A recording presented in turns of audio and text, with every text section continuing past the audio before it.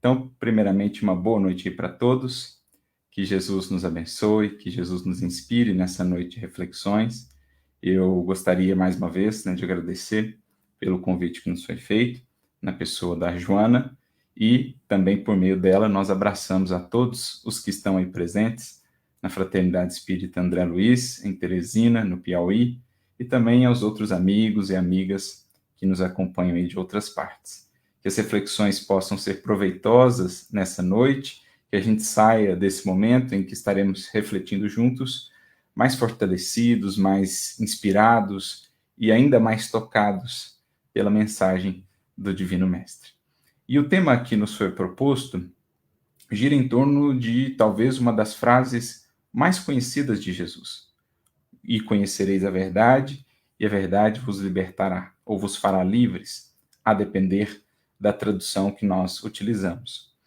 Para a gente entender essa fala do Cristo, que abre toda uma magnitude de reflexões para nós vamos buscar alguns elementos do contexto e também uma breve historinha que vai ser para nós uma espécie de síntese, de resumo do que Jesus ali nos traz. Claro, e a gente sempre tem buscado frisar isso, cada lição de Jesus desdobra-se em inúmeras possibilidades de análise, de perspectiva, de compreensão, que vão todas elas se complementando entre si. Nós vamos fazer aqui uma abordagem, tentando destacar algum aspecto, perdão, da fala de Jesus, que naturalmente venha ao encontro de nossas necessidades, amparando-nos para que entendamos aquilo que nos compete, aquilo que precisamos realizar. E para a gente fazer essa breve contextualização, vamos nos lembrar de onde está inserida essa fala de Jesus.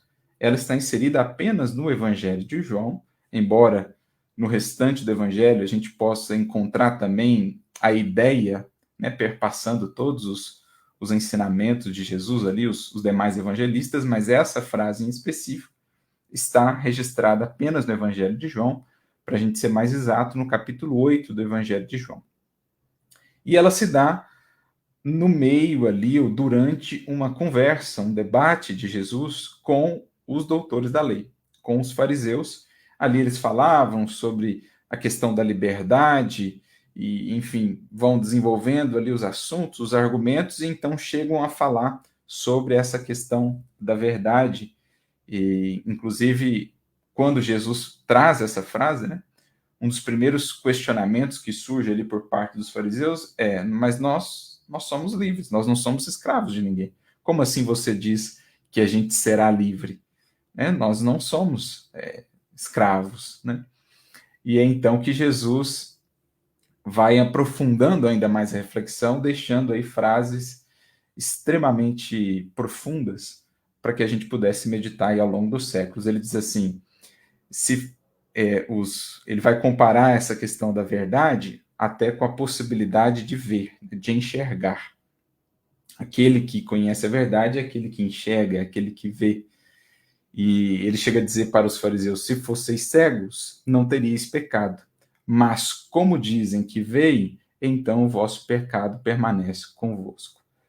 Então ele vem associando essa ideia do discernimento que se tem ao mau uso desse discernimento, ou a liberdade mal utilizada quando se tem discernimento, o resultado disso é alguma forma de cativeiro, é alguma forma de prisão. Então, só para a gente ver o alcance que essa fala de Jesus vai ter. Então, ela se dá nesse momento, nesse debate com os fariseus, em torno dessa temática: verdade, liberdade, escravidão. Não aqui uma escravidão exterior, mas uma escravidão interna, sobretudo, a escravidão às paixões, aos sentidos, e a questão do discernimento, portanto, da responsabilidade que vem acompanhando o discernimento. Tudo isso Jesus vai conectando nesse discurso, nesse debate. Por isso fica também a sugestão para que possam lê-lo por inteiro, porque ele traz aí muitas dimensões de análise. Mas para a gente poder preparar o terreno para a reflexão dessa frase aplicada em nós, aplicada à nossa vida, nós vamos recorrer aqui a uma história, a uma espécie de conto que foi contado pelo próprio Mestre. Nós vamos ao precioso livro do espírito Neio Lúcio, por meio de Chico Xavier, chamado Jesus no Lar, que é um livro muito especial porque ele nos traz algumas passagens dos bastidores do Evangelho. Como nós temos, por exemplo, no livro Boa Nova, que é um livro extremamente valioso e encantador, porque traz ali uma série de informações que não estão diretamente nos evangelhos, mas informações dos bastidores, maiores detalhes, né, mais detalhes e mais informações sobre os apóstolos, sobre alguns personagens e acontecimentos do evangelho.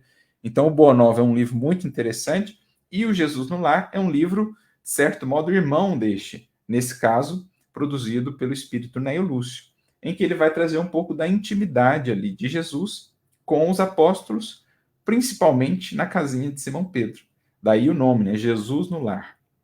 Jesus estabelece o evangelho no lar, uma espécie, né, de evangelho no lar, um estudo ali, uma reunião precursora do evangelho no lar, na casa de Simão Pedro, justamente durante o próprio processo de explanação e advento do evangelho na terra. Jesus já inaugura ali um evangelho no lar, na casa de Simão Pedro, e ali ele reunia não somente os apóstolos, né, os primeiros discípulos, mas alguns familiares, alguns amigos mais próximos, e trazia algumas reflexões muito interessantes em torno de dúvidas que os discípulos apresentavam, ou em torno de temas que ele entendia serem muito importantes, porque tinham vivido alguma coisa no dia ali, e ele então traz esse tema para reflexão. Então são lições muito valiosas, porque é como se a gente se sentisse também em torno da mesa rústica da casinha de Simão Pedro, ouvindo Jesus falar naquelas noites enluaradas das margens do Tiberíades, ali na Galiléia. Então a gente se sente transportado para aquele ambiente. E lá no capítulo 25, nós vamos ter um relato interessante. Conta-nos Neio Lúcio que depois que Jesus trouxe essa reflexão, e conhecereis a verdade, e a verdade vos libertará, naturalmente os apóstolos não conseguiram alcançar toda a dimensão, todo o alcance do que Jesus estava falando. Talvez um primeiro lampejo, uma primeira interpretação, mas ainda muito aquém de tudo que está ali contido, em termos de sabedoria, na fala de Jesus. E aí, especialmente Simão Pedro, ficou, vamos dizer, encucado com essa frase. O que Jesus queria dizer com isso? E conhecereis a verdade vos fará livres. Talvez ele tenha pensado mais ou menos nos mesmos moldes dos fariseus. Mas como assim? Eu sou livre. Eu faço o que eu quero, eu ando, se eu quero ir daqui para lá eu vou, se eu quero levantar nesse horário eu levanto, enfim, eu sou livre para agir. Talvez ele tenha pensado mais ou menos nesses termos, mas a reflexão de Jesus é mais profunda. Não é tanto sobre o que nós podemos fazer, mas o que está por trás daquilo que fazemos. É algo que nasce realmente de uma liberdade íntima, de uma consciência profunda, de um anseio nobre, ou é algo que nasce ainda das paixões que nos governam, do egoísmo que ainda impera em nosso mundo interior, do orgulho que ainda nos cega? Essa é a questão. Mais do que o agir exterior, o que está por detrás de cada ação é o que vai definindo se realmente somos livres ou não. Essa é a grande questão. Mas Pedro provavelmente não havia alcançado ainda essa compreensão. Então, ele aproveita aquele momento, a reunião ali, noturna, depois do dia de trabalho, de pesca ou de caminhada ali com Jesus, né, divulgando a mensagem do Evangelho. Quando estão ali reunidos, ele faz então para Jesus uma pergunta assim magna, das grandes perguntas da humanidade, da filosofia em todos os tempos. Uma pergunta, aliás, que mais tarde seria depois repetida. E Jesus, nessa segunda circunstância, silenciaria. Pedro pergunta: Mestre, que é a verdade? Olha o tamanho da pergunta. O que é a verdade?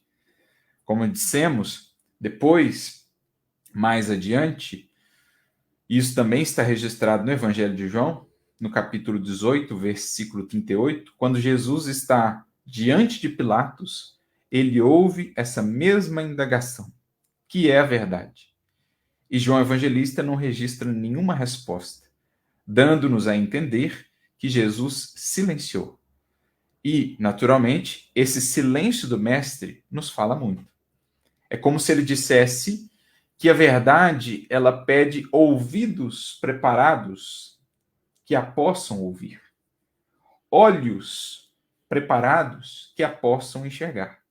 Caso contrário, precipitá-la seria antes prejudicar alguém do que propriamente auxiliar. Olha o quanto Jesus está dizendo com esse silêncio.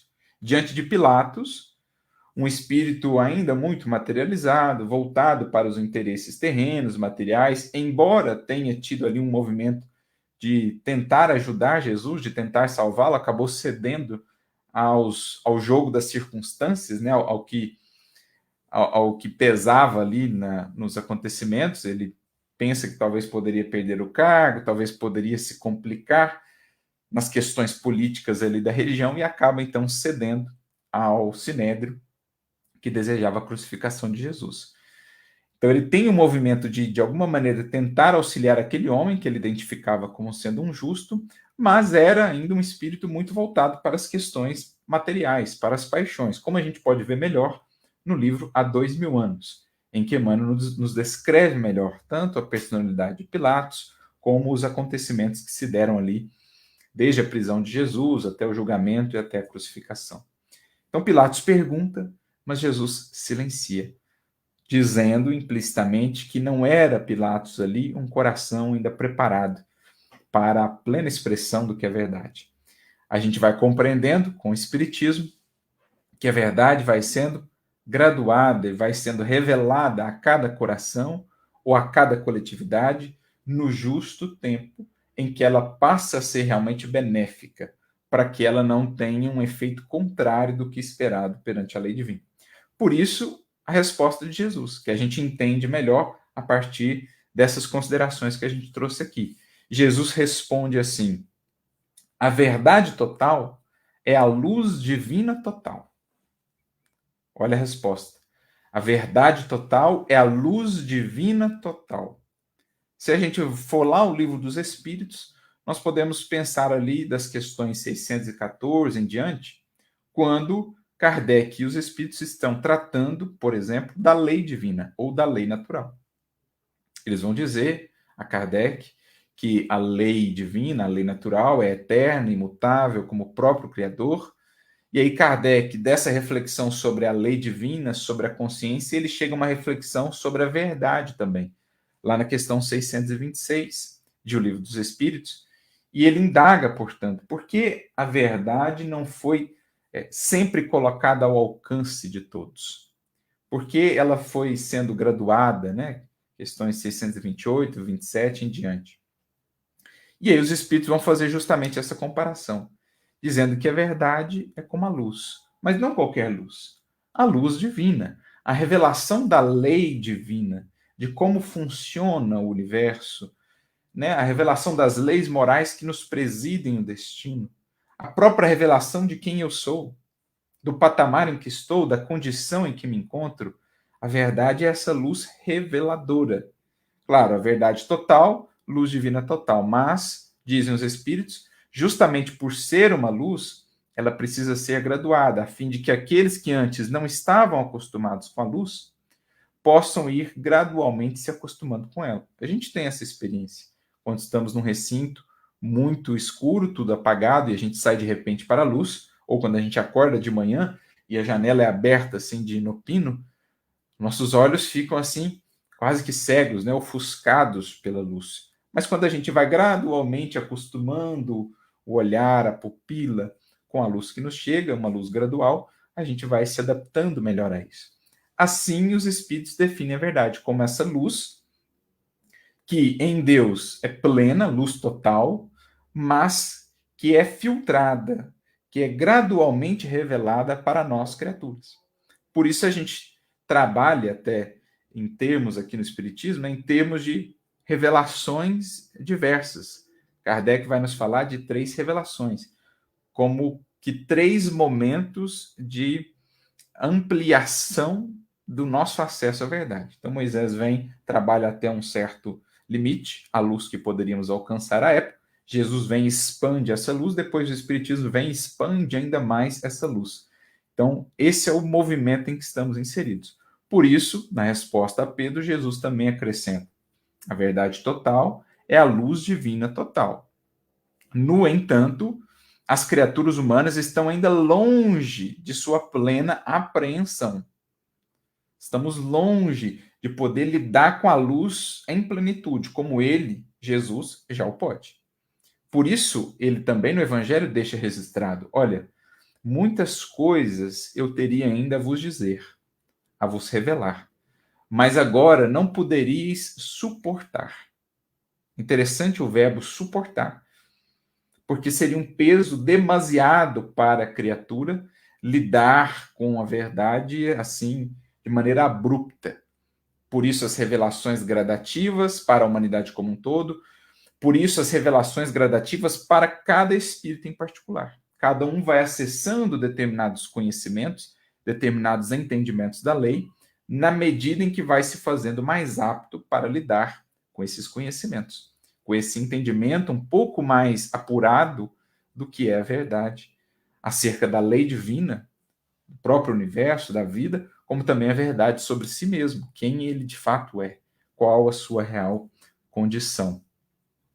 E aí Jesus, percebendo que ainda tinha ficado um ar de dúvida na face ali de Pedro e de alguns circunstantes, ele resolve contar uma historinha, o conto que nós mencionamos. E aí ele diz o seguinte, que existia um certo devoto que estava ali numa caverna muito escura, em oração, rogando a Deus que o tirasse daquele ambiente. O ar estava assim empastado, ele sentia um odor fétido, enfim, o ambiente não era nada favorável, nada propício, e ele não entendia o porquê de estar ali naquela cova escura.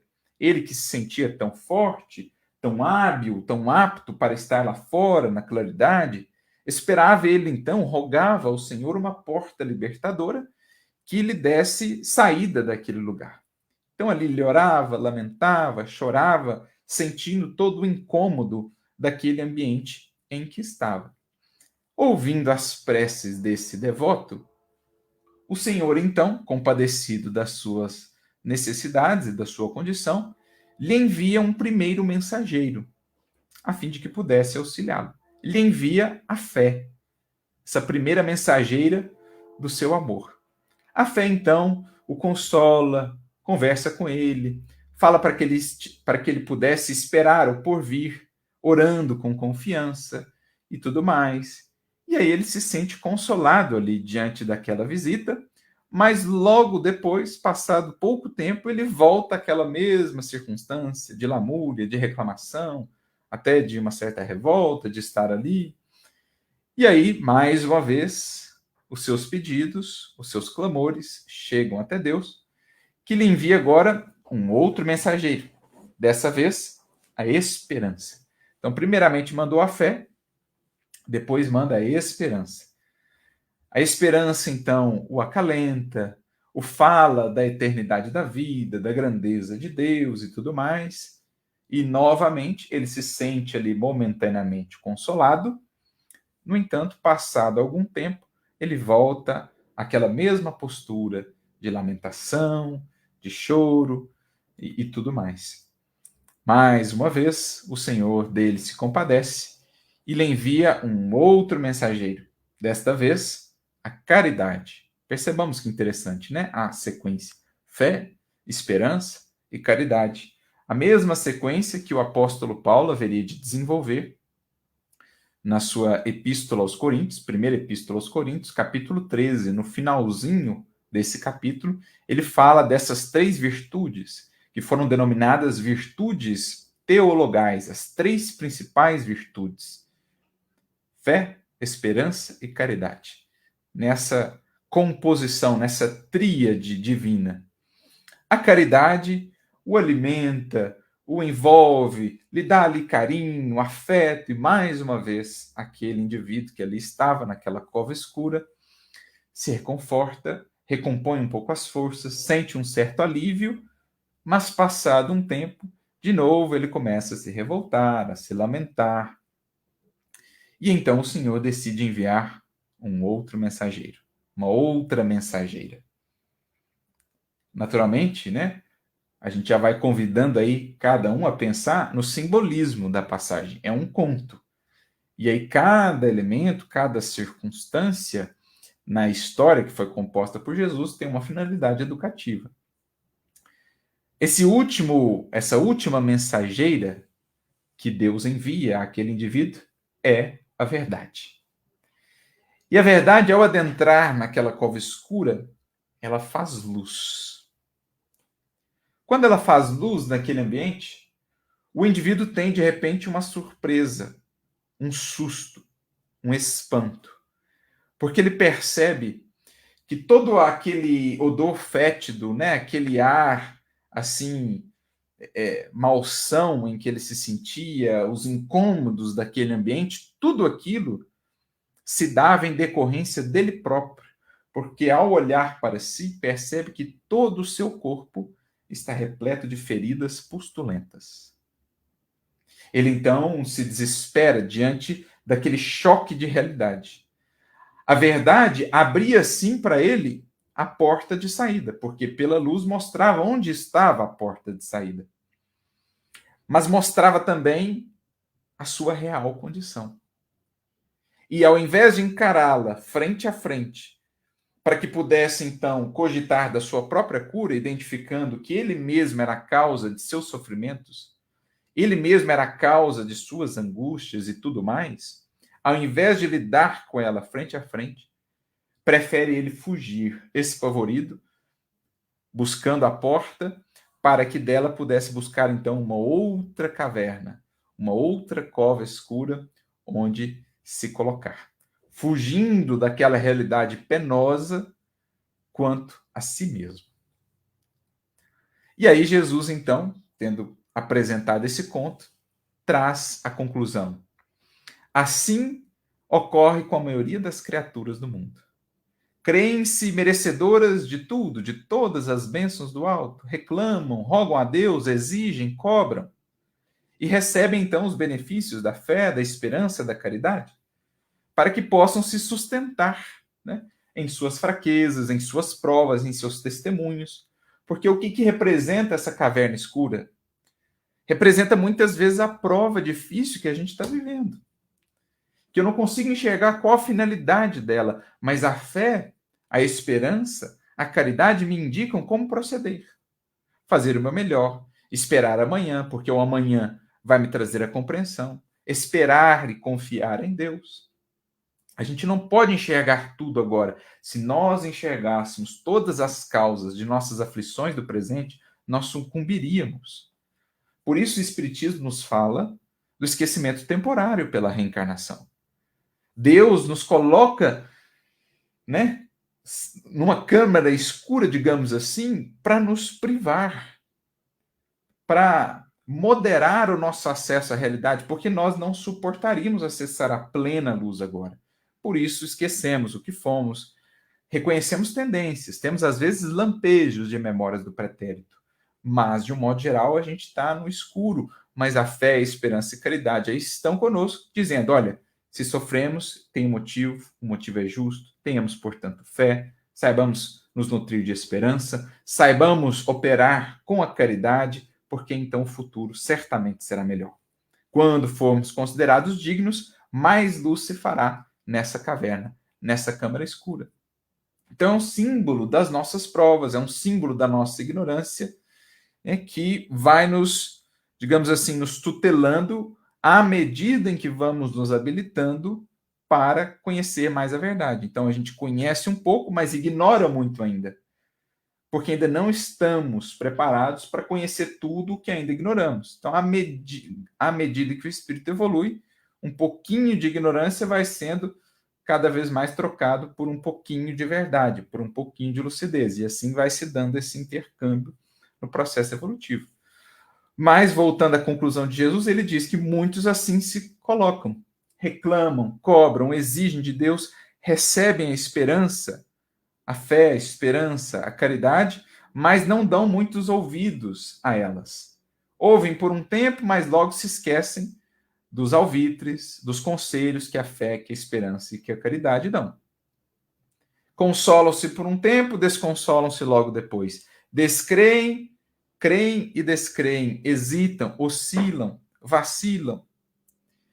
E é então que a misericórdia divina nos permite um choque de realidade, com caráter terapêutico, educativo, embora muitas vezes mais enérgico. É então que surge a verdade. Mas muitos, diante dela, pelo choque que a sua presença causa, ao invés de tomarem o que ela nos revela como material de aprendizado, de mudança, tendo a humildade de reconhecer que somos os principais artífices de nossa infelicidade, senão os únicos, muitos preferem fugir a essas realidades quanto a si mesmos, quanto à lei, para encontrarem outras cavernas onde possam cultivar a sua ilusão. Olha que maravilha, né, de conto, que abordagem fantástica que Jesus traz, que está em perfeita consonância com a frase que ele havia dito e que deixou ali Pedro meio perdido, meio em dúvida. E conhecereis a verdade, e a verdade vos libertará. No caso do personagem lá do conto, ao invés de buscar a liberdade que a verdade propiciava, mostrando a porta libertadora, ele prefere fugir mais uma vez e esconder-se novamente distante da claridade que o poderia libertar. Mas os que se fizerem fiéis na proposta do evangelho, esses saberão converter a verdade em caminho de liberdade. E aqui a gente chega mais propriamente à reflexão em torno da frase em si que Jesus nos trouxe. E conhecereis a verdade, e ela vos fará livres. Então, existe algo que a verdade opera em nós. Existe algo que acontece em nós, ou melhor, dentro de nós, a partir do contato com a verdade. Esse algo, a gente pode imaginar pela historinha que foi contada, é um algo desafiador. É um processo que não é simples, que não é indolor, mas que é absolutamente essencial. A misericórdia, como já aprendemos, gradua esse acender das luzes, mas, vez por outra, quando entende que já estamos mais habilitados, permite que um clarão um pouco maior se faça em nossos caminhos, e com esse clarão inicia, digamos assim, né, catalisa alguns acontecimentos, alguns processos fundamentais dentro do ser. É sobre isso que a gente vai tentar meditar e refletir, inclusive trazendo também em nosso auxílio o querido benfeitor Emmanuel. Como que a verdade vai operar a liberdade da criatura? É isso que a gente precisa entender. A gente já comentou aqui que o conceito de liberdade também precisa ser por nós devidamente compreendido. A liberdade para Cristo, para o Evangelho, não consiste na possibilidade de fazer o que quero. Pelo contrário, a liberdade em Cristo será a liberdade de agir, ou, como usamos o termo no Espiritismo, o livre-arbítrio bem orientado, de acordo com as leis divinas. Então, na visão do mundo, muitas vezes, livre é o que faz o que quer, quando quer, na hora que quer, como quer. Na visão do Evangelho, livre será aquele que faz o que deve, quando deve, onde deve, como deve. Por quê? A liberdade no Evangelho ela é mediada pela responsabilidade, pelo discernimento. Enquanto a criatura não tem discernimento do que ela é, do que é a lei divina, do que é o propósito a ser alcançado, ela julga-se livre ao fazer o que quer no agir, sem perceber que assim mesmo se faz cativa, escrava das paixões que as fazem agir desse ou daquele modo e das consequências infelizes dessa ação. Por outro lado, aquele que vai ganhando discernimento com Cristo vai reconhecendo melhor quem ele é, ou seja, vai se despindo das capas de ilusões acerca de si, e ninguém progride sem entender em que ponto de fato está. Ninguém pode progredir efetivamente sem entender o que melhorar, o que aperfeiçoar. Enquanto a gente cria uma visão de que somos muito bons nisso, estamos muito habilitados naquilo, a gente está distante ainda de melhorar realmente no que precisamos melhorar. Quando a gente começa pela verdade, pela luz do evangelho que penetra o nosso mundo interior e vai mostrando as nossas fragilidades, vai mostrando as nossas imperfeições, vai mostrando em nós o que está em desacordo com a lei divina, quando a gente começa a reconhecer isso, é então que a gente começa a entender melhor qual trabalho a ser feito, onde atuar, o que vencer, o que superar, o que modificar. Então esse é o primeiro processo, é o primeiro passo que a verdade vai desenvolvendo na criatura, impulsionando-a no progresso e na real libertação. Ajuda a ver onde ela precisa atuar, o que ela precisa modificar, quais são as suas algemas internas. Porque é isso que os fariseus não entendiam. Jesus falou que seriam livres e eles pensaram, mas nós somos livres. Não percebiam que eram escravos, que estavam algemados aos seus interesses, ao seu egoísmo, ao seu orgulho, que os fazia assim tão duros para com os outros, tão cegos para com as verdades divinas que Jesus trazia, porque estavam presos nas suas cavernas. Então esse é o primeiro movimento que a verdade vai impulsionar, o do reconhecer quais as prisões internas, quais as paixões que ainda nos mantêm escravos, que nos fazem agir em detrimento de nós mesmos, porque o indivíduo que cede à paixão, que cede aos desejos menos felizes, ele age contra si próprio, tem uma satisfação imediata para depois colher longas amarguras e acha que isso é liberdade. Ao passo que o que vai entendendo a liberdade com Cristo muitas vezes vai agir contrariamente ao que desejaria. A paixão o impele para um lado, o desejo o chama para outro lado, mas ele vislumbra pela luz da verdade. Não, o caminho é esse. Não é esse atalho aqui, nem esse outro atalho aqui. Esses outros atalhos podem parecer belos, floridos num primeiro momento, mas desaguam num abismo. Ao passo que o caminho com Cristo pode parecer estreito, áspero, espinhoso, mas ele deságua no infinito. Ele abre para nós todo um universo de liberdade, de possibilidade, de sensibilidade que a gente desenvolve. Então ele passa a agir muitas vezes contrariamente a si próprio, e isso será realmente ser livre, né? Já diziam alguns sábios, a capacidade de dizer não para si mesmo é uma das maiores expressões do que é ser livre. É entender pela análise, pelo discernimento, à luz da verdade, que aquilo pode ser prazeroso, pode ser satisfatório, mas não me trará paz. Mas não me fará mais livre. Pelo contrário, me tornará cativo das consequências infelizes daquela ação ou dos vícios associados àquilo. Né? Então, essa ideia de liberdade, o que Paulo vai descrever muito bem numa de suas epístolas, quando fala assim: tudo me é lícito, mas nem tudo me convém.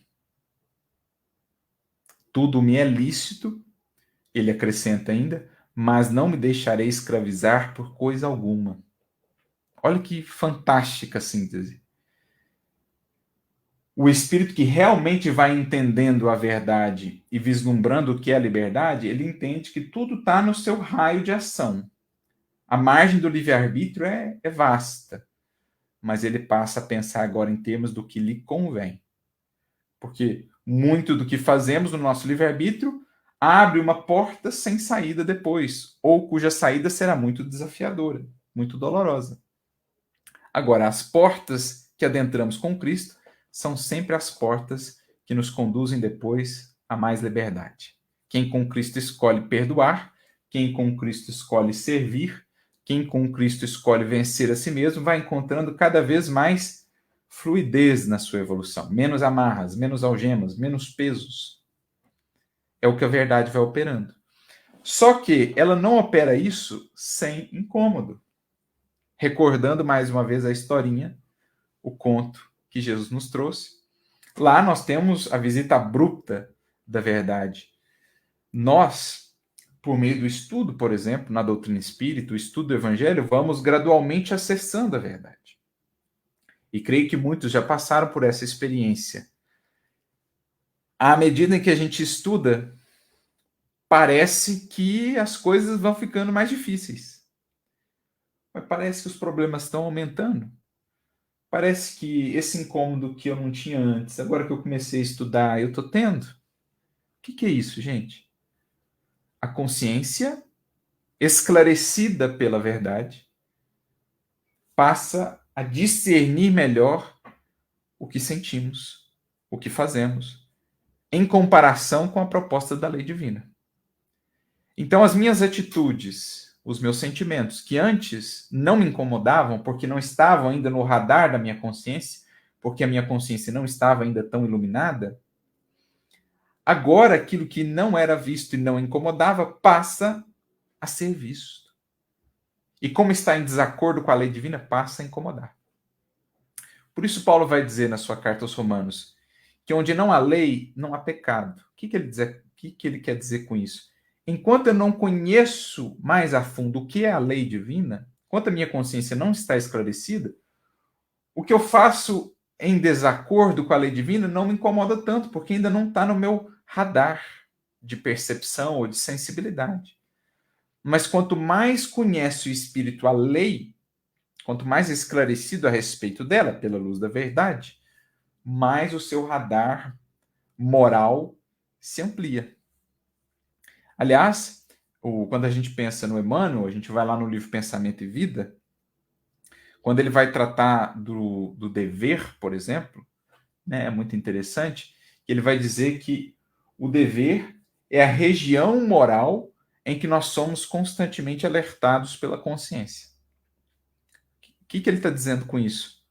Quanto mais o espírito expandiu a sua consciência, quanto mais ela se iluminou, se esclareceu, agregando a luz da verdade que recebe por meio dos estudos, das revelações, mais se amplia o dever para ele também. Quanto mais expandida a consciência, maior a região moral que ela abarca, portanto, maior o dever que essa criatura passa a ter perante a vida. E, naturalmente, qualquer desvio do dever será um incômodo dentro dele. E esse incômodo tem uma finalidade: fazê-lo avançar. Como um aguilhão que diz: olha, não dá mais para ficar nesse patamar. É muito incômodo para nós estarmos agora tão distantes do que já vislumbramos. Nós estamos operando aqui, mas a consciência já fala que a gente precisa estar aqui. Quanto maior essa distância, mais sofre o espírito, mais a responsabilidade se traduz ali na forma de um incômodo. Então, olha que interessante o mecanismo por meio do qual a verdade vai libertando a consciência.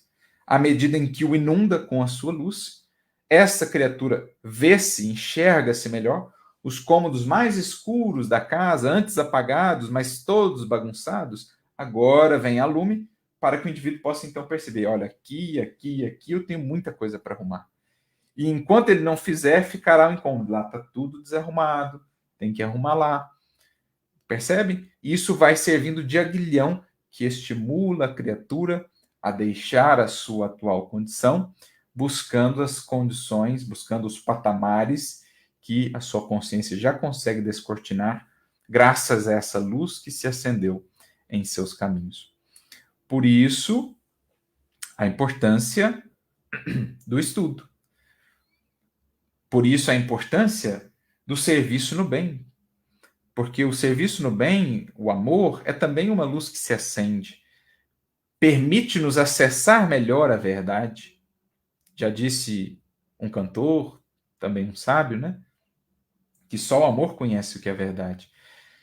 Então, na medida que a gente vai servindo, na medida que a gente vai estudando, nós vamos abrindo a nossa janela da alma, nós vamos abrindo a nossa casa mental para mais presença de luz. Com isso, reconhecemos melhor, portanto, a visita da verdade, ela não só me fala melhor sobre a própria lei divina, como também sobre mim mesmo, e assim, identificando-nos tais quais somos, podemos agora planejar melhor o caminho, buscando desenvolver a verdadeira liberdade que nasce do discernimento, do livre-arbítrio utilizado com discernimento. Tudo me é lícito, mas nem tudo me convém. O discernimento aplicado ao livre-arbítrio conduz à verdadeira liberdade do espírito.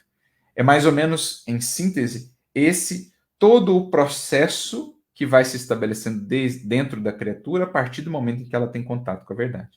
Claro que, como a gente vem falando aqui ao longo de toda a reflexão, a verdade não chega como um pacote completo, toda ela. Ela vai sendo homeopaticamente, ela vai sendo parcialmente revelada. Então, esse é um processo que vai sendo ativado inúmeras vezes na trajetória de evolução do espírito. Cada vez que ele estuda, cada vez que ele reencarna com mais possibilidades de entendimento da lei, ele vai sendo nutrido, né? Ele vai sendo fermentado por esse fermento que leveda a massa, como diz Jesus no Evangelho, né? A verdade não é senão esse catalisador que vai fazendo com que o espírito venha a ser o que está destinado a ser. Venha a revelar o potencial divino que está nele, ainda oculto, ainda desconhecido. E para nos auxiliar a penetrarmos ainda mais nessa reflexão em torno da verdade, recorremos aqui, como havíamos falado, a Emmanuel. No livro Fonte Viva, capítulo de número 173, o Emmanuel traz um comentário sobre este versículo, sobre esta fala de Jesus: conhecereis a verdade e a verdade vos libertará. O título é Ante a Luz da Verdade. Então, a mesma simbologia que Jesus trabalhou lá no livro Jesus no Lar, no diálogo com Simão Pedro, que os espíritos desenvolveram em O Livro dos Espíritos, questões 626 ali em diante. E aqui Emmanuel também, ante a luz da verdade. E ele diz assim, que a palavra do mestre é clara e segura, embora tenha demandado, esteja demandando de nós séculos para que seja devidamente compreendida, porque por muito tempo nós passávamos por essa frase e não alcançávamos todo o seu fundo. Achávamos ali que simplesmente por ler os ensinamentos de Jesus, já havíamos compreendido então toda a verdade sobre Deus e sobre o Cristo e que estaríamos garantidos no processo de salvação. Com o Espiritismo, digamos, a questão se torna muito mais ampla, muito mais profunda, uma vez que vamos entendendo que é um processo multissecular do espírito. Não seremos libertados pelos aspectos da verdade, ou pelas verdades provisórias de que sejamos detentores no círculo das afirmações apaixonadas a que nos inclinemos. Porque, veja, Jesus não fala conhecereis as verdades. Ele não está falando de uma subjetividade. Não, para mim é verdade isso, para mim é verdade aquilo. Não, ele está falando da verdade. Portanto, algo que é imutável, algo que é eterno. Por isso a associação com a lei divina, que é eterna, imutável quanto o próprio Criador. Mas a verdade, ela é composta de faces, como se fosse um grande diamante. E a gente vai gradualmente acessando cada uma dessas faces à medida em que vamos evoluindo. O que não podemos é nos agarrar a uma face só dela, desprezando todas as outras. Por isso, Emmanuel está falando aqui, não somente pelos aspectos da verdade, mas é preciso buscar sempre expandir, ter humildade para tentar enxergar o todo, para abrir o nosso olhar, para compreender mais e mais, alcançar mais faces. Porque se eu me detenho numa face só, eu posso facilmente incorrer no fanatismo. Eu posso me apegar excessivamente àquela face e fazer-me cego para as outras. Como aquela história, né? Acho que da tradição hindu ali, que diz que vários cegos estavam ali apalpando um elefante, só que um apalpava a tromba, outro apalpava a perna, outra a orelha, outra a barriga. E aí um dizia, não, é isso, o elefante é desse jeito, ou não sabiam que era um elefante, né? Mas esse ser que eu estou palpando, ele é assim, tem essa forma, tem essa textura, tem essa largura e tal. Aí o outro fala, não, imagina, eu também estou aqui apalpando e ele é assim, ele é assado. Então, eles se detiveram numa parte só. E aí ficaram a digladiar-se entre si, por conta dessas partes distintas. Por isso a importância de a verdade. É preciso estar sempre progredindo com humildade para buscar ver cada vez mais o todo. Claro que ainda estamos muito longe da plenitude da verdade, mas é preciso fazermos esse movimento. E também não nos apegarmos a verdades provisórias, porque o que nós conhecemos agora é o que provisoriamente conseguimos alcançar. É preciso entender que muito está por vir. O que não vai desmerecer o que a gente já conhecia lá atrás da verdade. Né? Por exemplo, quando a gente fala das 3 revelações, quando Jesus vem, ele não desmerece tudo o que havia sido trazido na primeira. Ele faz uma ponderação, alguns aspectos ali da primeira revelação eram aspectos mais humanos, o próprio Kardec fala disso, tinha legislação mosaica e a legislação divina. O decálogo vem de Deus, do alto. Agora, muitas das leis estabelecidas por Moisés eram circunstanciais, conforme a necessidade do povo daquele tempo, dos espíritos naquela condição. Jesus pega o decálogo, pega o fundamento divino da primeira revelação e constrói por cima.